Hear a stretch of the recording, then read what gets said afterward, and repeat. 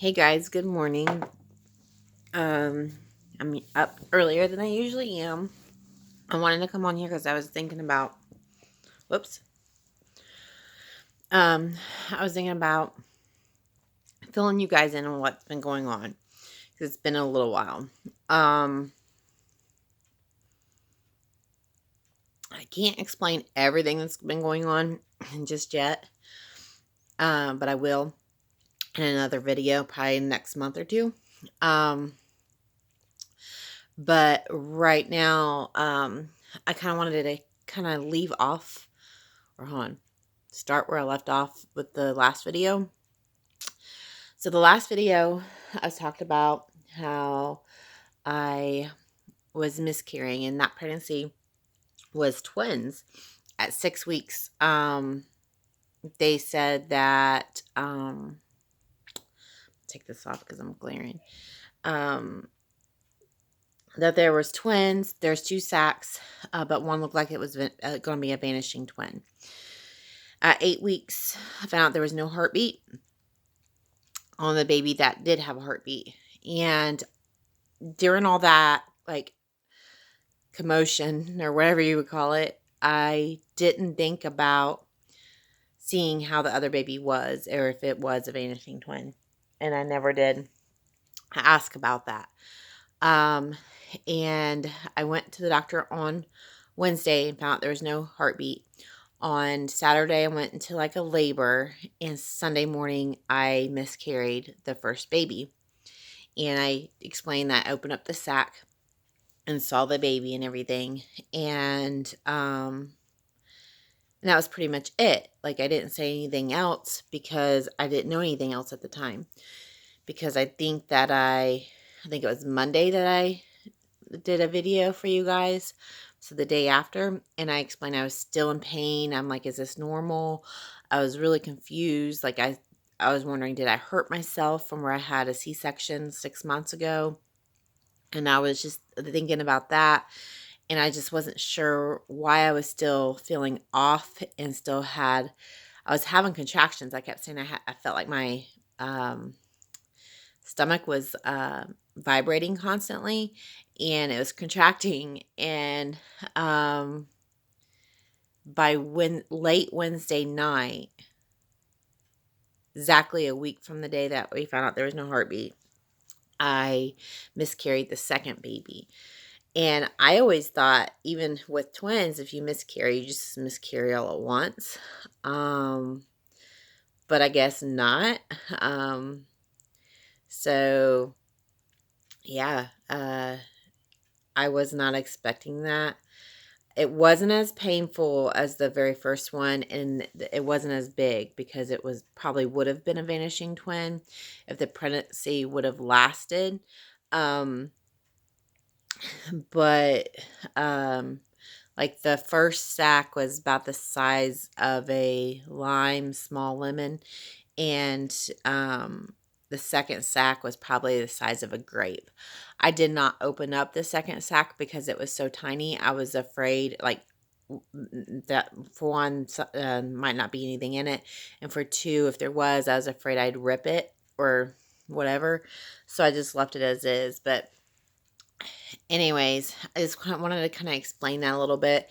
And told you guys that I got genetic testing done. And I said I had a feeling that there'd be abnormalities. So I got the test back, and a nurse called and told me there was only one abnormality, and I had a genetic disease that I was born with. I can't remember what it's called now. I got it written down somewhere.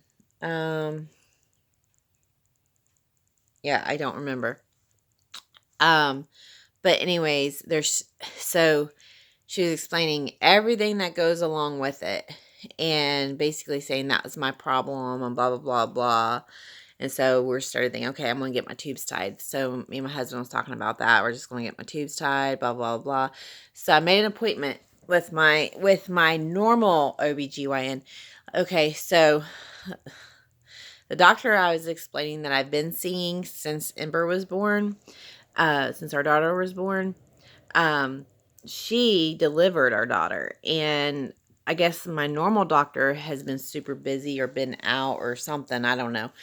And so she was the only one available. So I've been going seeing her, and she's the one who told me about can't go on birth control and all this stuff. And so I saw my normal OBGYN yesterday. And he says, "Do what?" And he was thrown about everything. He doesn't know why she wouldn't put me on birth control. I even asked specifically for birth control that I was on years ago, like 3 years ago. And it's a low dose birth control. It's not like low dose as in like the birth control part, but it's low dose in hormones that can cause your blood pressure to go higher. And so, yeah, he don't understand why she wouldn't put me on that. And so he did. So I'm on birth control now. Did I say yesterday? Today's Wednesday now. Monday. I went and seen him Monday. And so I've been on birth control since Monday. So yeah, he didn't understand why she wouldn't do that. He gets frustrated with some things that she does. And I didn't quite trust everything she has said and done. Anyway, she seems to question every single thing about me. So I wasn't quite sure, and I kind of wanted to hear a second opinion too. That's why I wanted to see if I can get into my normal doctor, and I was able to. So it was super exciting to be able to talk to him because he's more understanding and he's thorough, and he's kind of like a family friend too. So he knows my mom. She works at the hospital, and he is just, I feel like he's more caring, and I think he likes me, my family. So he's just more thorough, and just like, I think he treats me like he would his own family. And he helps me make decisions too. And I really like that about him.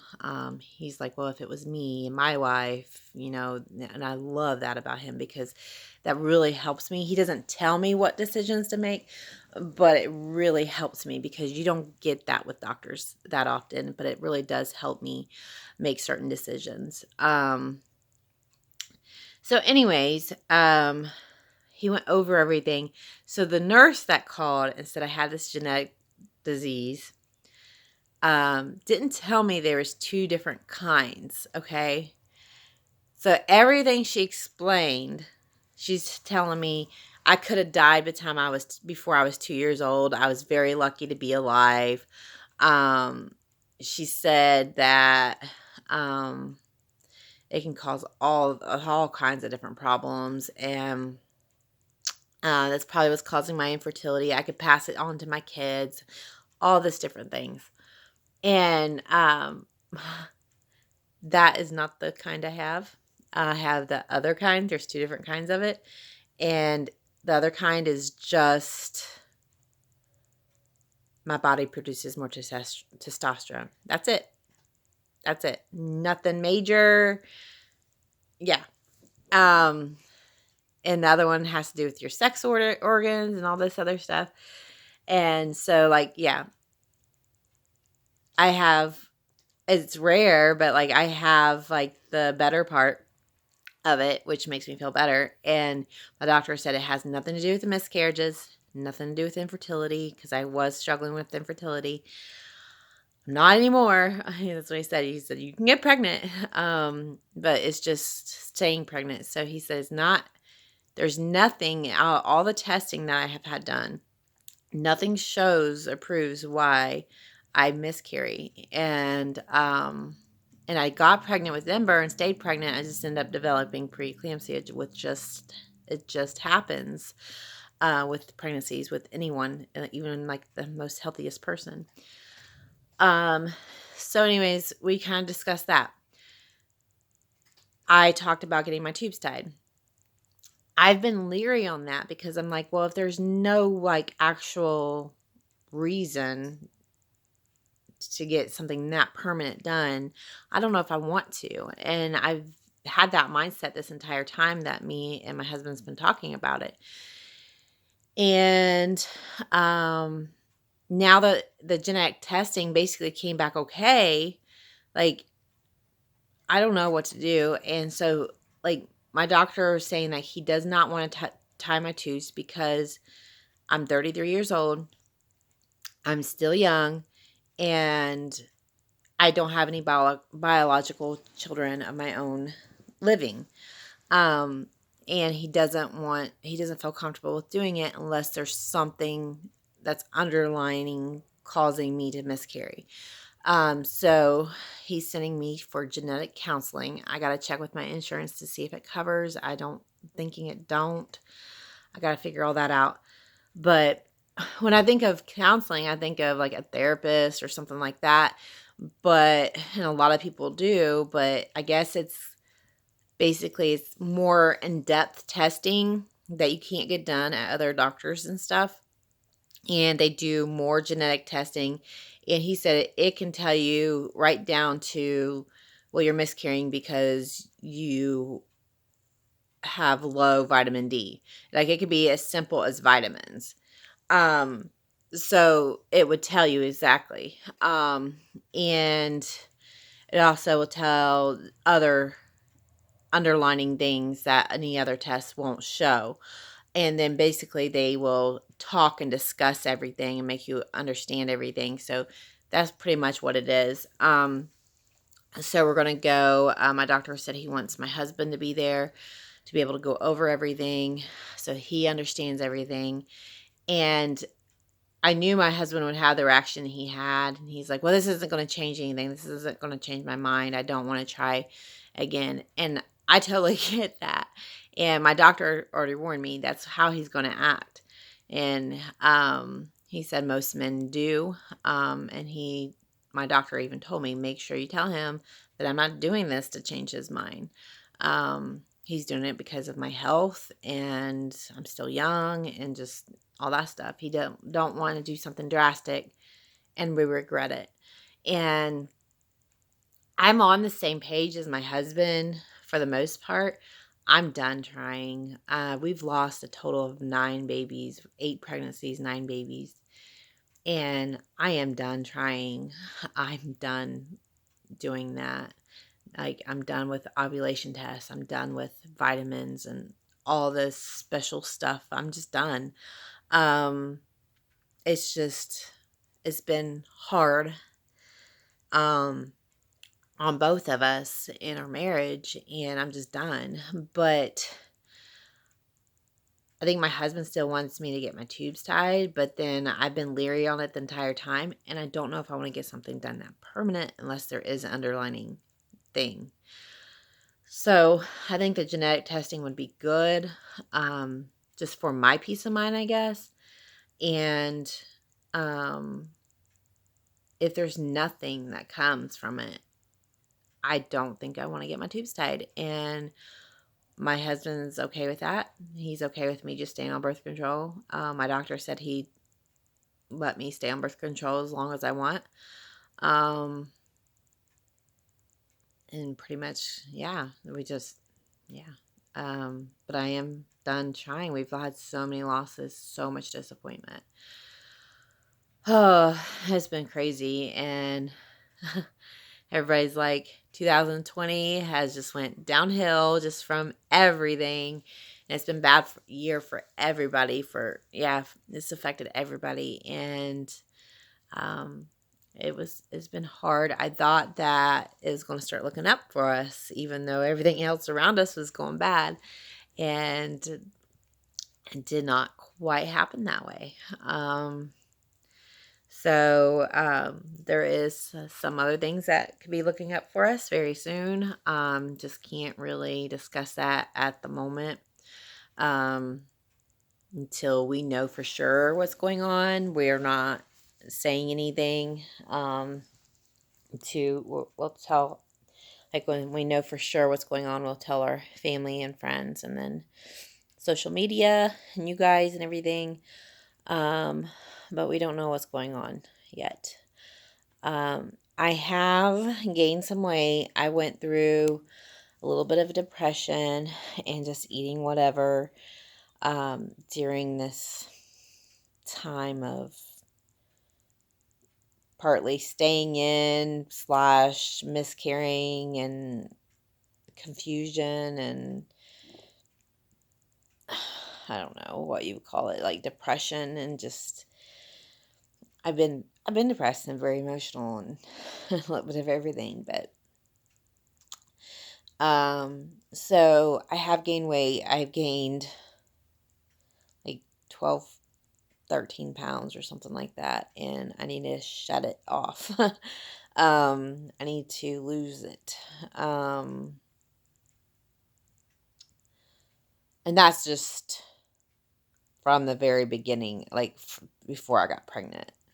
This last time with the twins, um, is what I'm basing it on. So, I think I only gained like 2 pounds during the pregnancy, and then I packed on the pounds after I miscarried, um, which was about a month ago now. Um, so yeah, I put on a lot of weight in a month, and I still have a lot of projects at home that I'm working on.